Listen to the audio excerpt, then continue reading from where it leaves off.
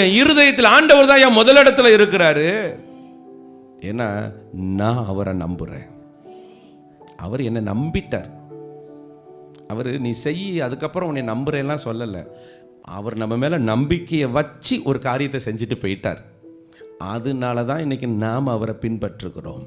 இன்னைக்கும் இந்த நெருக்கத்துக்குள்ளேயும் போராட்டத்துக்குள்ளேயும் உட்கார்ந்துருக்கிற உங்களுக்கு இருக்கிற ஒரே ஒரு நம்பிக்கை ஆண்டவர் மட்டும்தான். எந்த சூழ்நிலைகளையும் அப்படியே அந்த மைக் எடுங்க. யாக்கோபின் தேவன் என் தேவன், எனக்கென்றும் துணையவரே, என்னாலும் நடத்துவாரே. யாக்கோபின் தேவன் என் தேவன், எனக்கென்றும் துணையவரே, என்னாலும் நடத்துவாரே.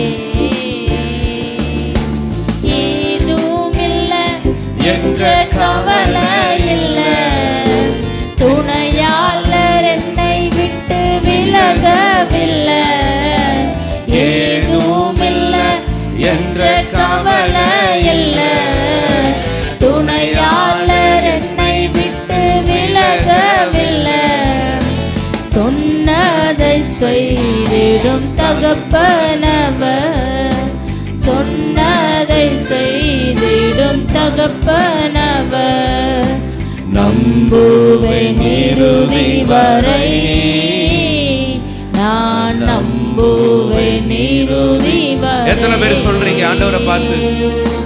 நம்புவேன் இறுதி வரை, நான் நம்புவேன் இறுதி வரை. அல்லேலூயா.